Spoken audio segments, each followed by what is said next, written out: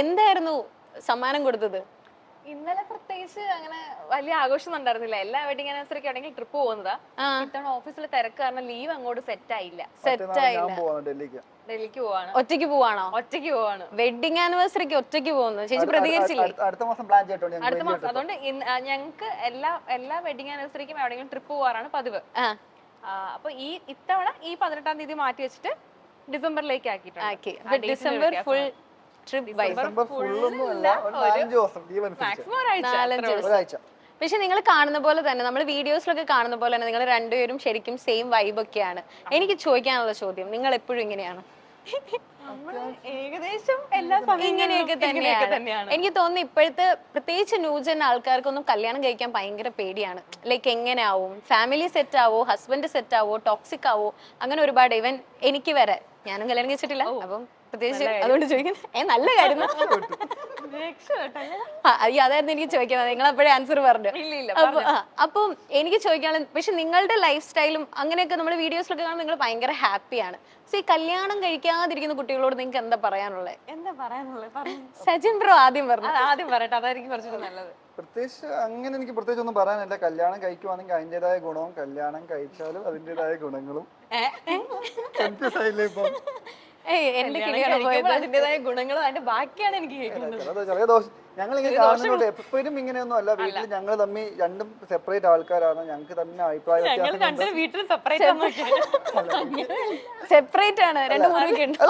ഇവക്ക് ഇവളുടേതായ കാര്യങ്ങളുണ്ട്, എനിക്ക് എന്റേതായ കാര്യങ്ങളുണ്ട്. ഇവളുടെ എന്റെ കാര്യത്തിൽ ഇടപെടാൻ നിൽക്കാറില്ല, ഞാൻ അവളുടെ കാര്യത്തിൽ ഇടപെടാൻ നിൽക്കാറില്ല. എന്തെങ്കിലും അഭിപ്രായം ഉണ്ടെങ്കിൽ മാത്രം അങ്ങോട്ട് സംസാരിച്ച് പോവുള്ളൂ. പക്ഷെ അതായത് രമണ, ഞങ്ങൾ ഉദ്ദേശിച്ചത് നമ്മളെ ഈ ഫുൾ ടൈം ചിരിയും കളിയും സംസാരിക്കുകയാണ്. പക്ഷെ രണ്ടുപേർക്കും അവരുടേതായ ഒരു സ്പേസ് ഉണ്ട്. ആരും അങ്ങോട്ടും ഇങ്ങോട്ടും ഒരുപാട് കയറി ചൊറിയാനോ അല്ലെങ്കിൽ അങ്ങനെ നിൽക്കാറില്ല. ഒരു റിലേഷൻഷിപ്പിൽ ഏറ്റവും കൂടുതൽ ഇമ്പോർട്ടന്റ് നമുക്ക് ഒരു സ്പേസ് കൊടുക്കാന്നുള്ളതാന്ന് തോന്നുന്നല്ലേ? അത് ട്രസ്റ്റും സ്പേസും രണ്ടാണ്. ഈവൻ ഫാമിലിയുടെ കാര്യമാണെങ്കിലും അമ്മയമ്മ എങ്ങനെ ഉണ്ടാവും, ചേട്ടത്തിയമ്മ എങ്ങനെയുണ്ടാവും, അതൊക്കെ ഫുൾ സെറ്റാണ്. എനിക്ക് എന്റെ ഏറ്റവും വലിയൊരു ബ്ലെസ്സിംഗ് എന്ന് പറയുമ്പോൾ ഈശാന്റെ വീട്ടിലായാലും ആരും ആരുടെയും കാര്യങ്ങളിൽ ഇടപെടില്ല. ഇപ്പൊ ഷീജാമയായാലും ശരി, പപ്പ, കുക്കു, ഞങ്ങൾ ആരും ആരുടെയും കാര്യങ്ങളിലൊന്നും ഇടപെടാറില്ല. ഇങ്ങനെ ചൊറിഞ്ഞു എന്താ എവിടെ അത് ഒരു നല്ല വൈബാണ്. അത് ഭയങ്കര വൈബാണ്. നമുക്കൊരു സെഗ്മെന്റിലേക്ക് പോവാം. ഫസ്റ്റ് സെഗ്മെന്റ് എന്ന് പറയുന്നത്, എനിക്ക് തോന്നുന്നു നിങ്ങൾ രണ്ടുപേരും നമ്മളുടെ മൈൽ സ്റ്റോൺ ഫാമിലിയിലുള്ളവരാണ്. സോ ഇതിനു മുമ്പും ഇന്റർവ്യൂസ് ചെയ്തിട്ടുണ്ട്. അപ്പൊ ആലിസ് ചേച്ചി ഇതിനു മുമ്പ് ഇന്റർവ്യൂ ചെയ്തിട്ടുള്ളതിന്റെ വീഡിയോ നമ്മൾ എല്ലാരും കണ്ടിട്ടുണ്ട്. അത് അത്യാവശ്യം ആൾക്കാരിലേക്ക് എത്തിപ്പെട്ട ഒരു ഇന്റർവ്യൂ. എന്താ പണിയാണല്ലോ?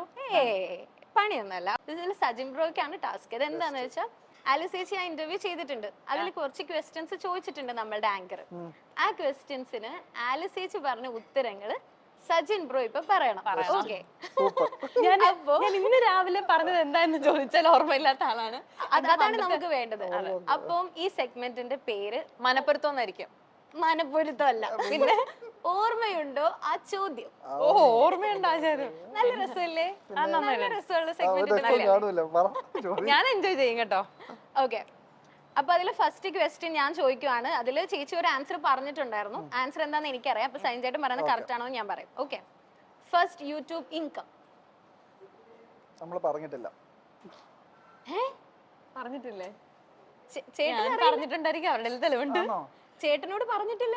എന്റെ അടുത്ത് യൂട്യൂബ് ഇൻകം പറഞ്ഞിട്ടുണ്ട്, പക്ഷെ നമ്മള് ആൻസർ പറഞ്ഞിട്ടില്ല. പറഞ്ഞിട്ടുണ്ട്, ഏകദേശം അറൗണ്ട് എല്ലാം പറഞ്ഞു കാണും. അറൗണ്ട് അല്ല, കറക്റ്റ് ആയിട്ട് പറഞ്ഞിട്ടുണ്ട്. കറക്റ്റ് ആണെങ്കിൽ 6 ആണെന്ന് തോന്നുന്നു എന്റെ അറിവിന്.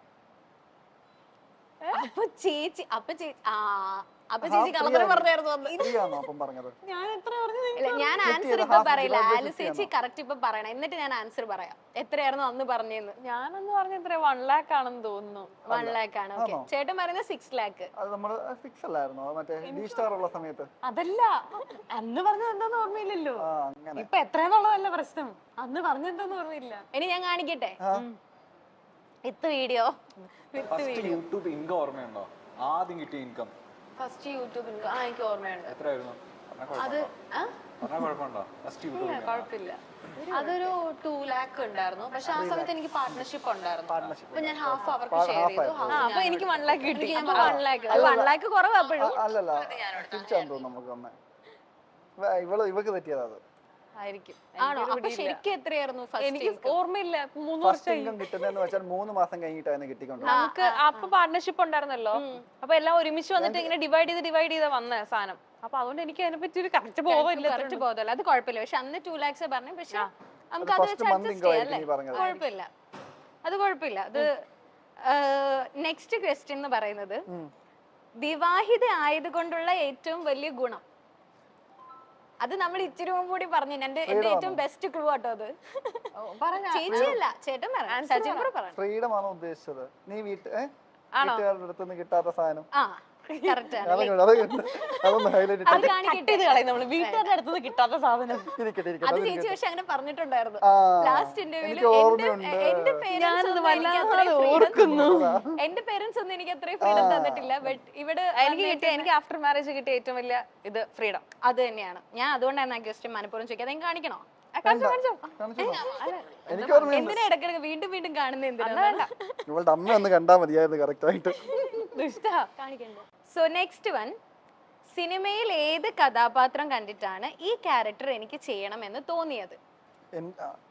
ഞാൻ അത് ആലിസ് ചേച്ചിനോട് നമ്മുടെ ആങ്കർ ചോദിച്ച ക്വസ്റ്റ്യൻ ആയിരുന്നു. അതിന് ആലിസ് ചേച്ചി ഒരു ക്യാരക്ടറിന്റെ പേര് കറക്റ്റ് ആയിട്ട് പറയുകയും ചെയ്തായിരുന്നു. എനിക്ക് ആ ക്യാരക്ടർ ഓർമ്മയില്ല. പക്ഷെ ഇപ്പോഴത്തെ ആണെങ്കിൽ ഒരു മറ്റേ വിൻസിയുടെ ക്യാരക്ടർ ആണ് ഉദ്ദേശിച്ചത്. ഇപ്പോഴും അല്ല, അപ്പോഴും അത് ആണോ പറഞ്ഞേ?